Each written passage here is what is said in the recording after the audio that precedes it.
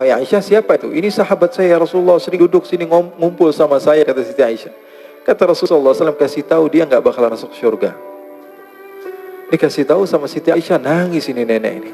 Akhirnya pulang ke rumahnya nangis terus menerus setiap hari, sehingga dia tidak pernah datang lagi ke rumah Siti Aisyah. Rasulullah tanya, "Mana nenek-nenek yang biasa duduk sama kamu, wahai Aisyah? Sekarang sudah selalu nangis ya Rasulullah." "Kenapa?" "Karena dia dikatakan oleh engkau, ma yantiqu 'anil hawa in huwa illa yuha." Nabi Muhammad tidak mungkin berdusta. Nenek ini yakin dia tidak akan pernah masuk surga. Maka Rasulullah SAW tersenyum dan mengatakan, "Wahai Aisyah, bukan itu yang kumaksud. Nanti kalau dia masuk surga, dia berubah, nggak jadi nenek-nenek lagi. Di surga tidak ada nenek-nenek," kata Rasulullah.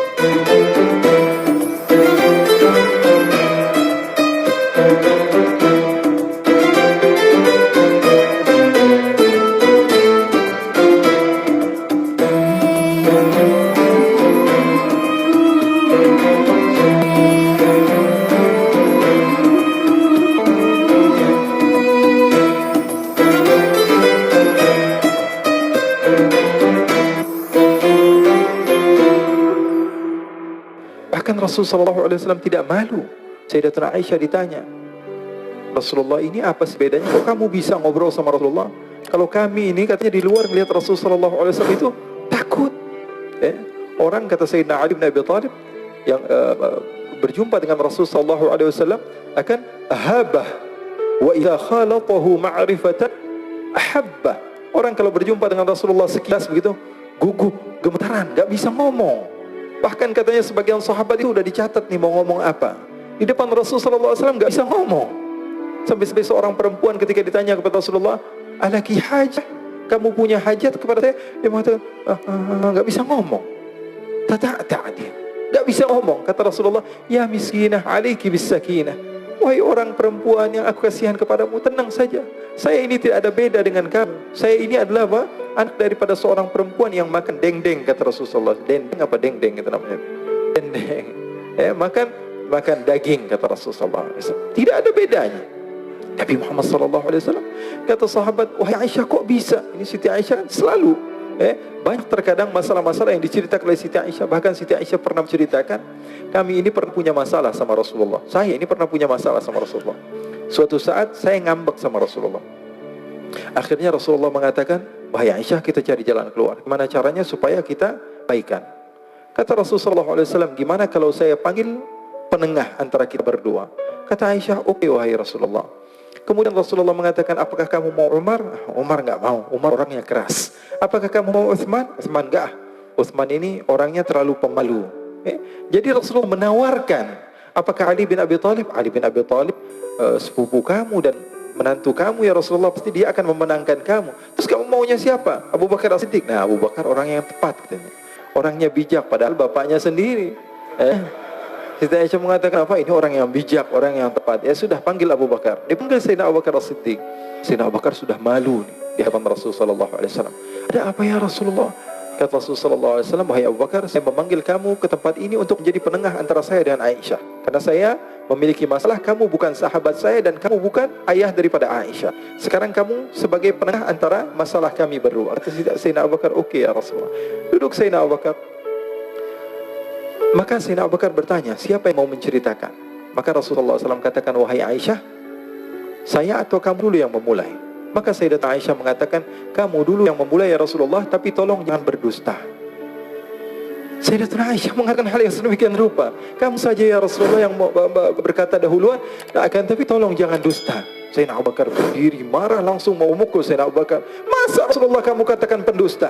Masa Rasulullah kamu katakan berbohong?" Ketika mau ditampar oleh Sayyidina Abu Bakar, ditahan oleh Rasulullah SAW. Kata Rasulullah, "Aku memanggil kamu ke sini bukan untuk memukul istri saya, tapi saya memanggil kamu ke sini untuk menyelesaikan masalah saya dan Aisyah." Maka larilah Sayyidina Abu Bakar, disuruh pulang oleh Rasulullah SAW. Lalu Sayyidatuna Aisyah memeluk Rasulullah dan mengatakan, Rasulullah SAW katakan pada Sayyidatuna Aisyah, "Kamu lihat betapa hebatnya suami kamu menyelamatkan kamu dari musuh kamu." Sehingga Sayyidatuna Aisyah malu dan mendekat kepada Rasulullah SAW. Ikhwani, Rasulullah SAW kehidupannya seperti kita, tidak ada beda. Jadi jangan kira bahwa sungguhnya kehidupan Rasulullah SAW ketika itu hanya khusyuk dalam ibadah saja. Tidak, Rasulullah SAW hidup dengan kesenangan, hidup dengan keharmonisan, hidup dengan apa? Hidup dengan canda, tawa. Rasulullah SAW didatangi seorang perempuan bawa air. Ya Rasulullah, tolong doakan suami saya sedang sakit ya Rasulullah. Kata Rasulullah, siapa suami kamu? Suami saya Jabir bin Abdullah. Oh, yang matanya ada hitamnya ya, kata Rasulullah. Bingung istrinya, ada hitamnya atau tidak? Coba, kata Rasulullah, kamu pulang dulu, kamu lihat ada hitamnya atau tidak. Pulang dia, ditanya sama suaminya, sudah dapat doa dari Rasulullah? Rasulullah tanya, mata kamu ada hitamnya atau tidak? Maka kata Jabir bin Abdullah, dia mengatakan semua mata pasti ada hitamnya.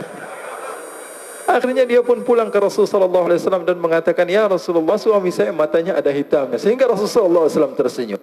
Rasulullah SAW pernah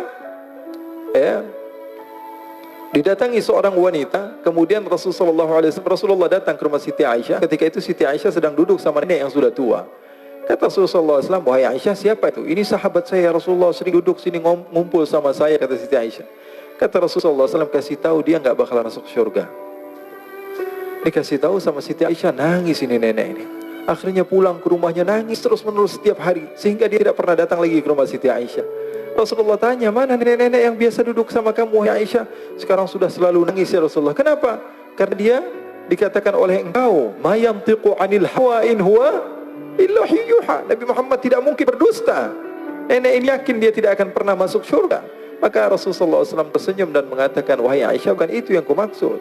Nanti kalau dia masuk surga, dia berubah, nggak jadi nenek-nenek lagi. Di surga tidak ada nenek-nenek, kata Rasulullah SAW. Ini riwayatnya sahih. Kisah-kisah seperti ini sebenarnya banyak sekali. Ini menunjukkan kepada kita bahwa kehidupan Rasulullah itu begitu indah. Rasulullah SAW, kalau kamu mau menjadi orang yang baik, contoh Rasulullah. Mau menjadi bapak yang baik, contoh Rasulullah. Mau menjadi pemimpin peperangan yang baik, Rasulullah. Mau menjadi murid yang terbaik, contoh Rasulullah. Bagaimana akhlak Rasulullah. Mau menjadi suami yang baik, contoh Rasulullah. Dalam segala hal, apapun itu Rasulullah SAW adalah makhluk yang paling terbaik.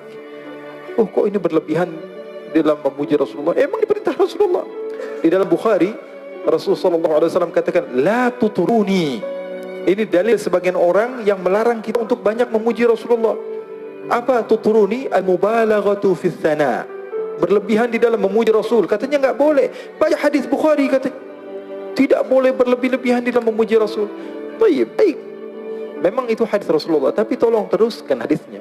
Rasulullah katakan apa? La tuturuni kama arratin nasara Isa bin Maryam. Jangan berlebih-lebihan di dalam memujiku, tapi ada terusannya. Seperti orang-orang Nasara memuji Nabi Isa. Mafhumnya apa? Rasulullah memberikan batasan. Arti daripada berlebihan itu ketika menjadikan Rasul sebagai Tuhan. Mafhumnya apa? Mafhumnya bagi orang yang pintar, bahwa mau puji Rasulullah, puji semau kamu, yang terpenting jangan jadikan Tuhan.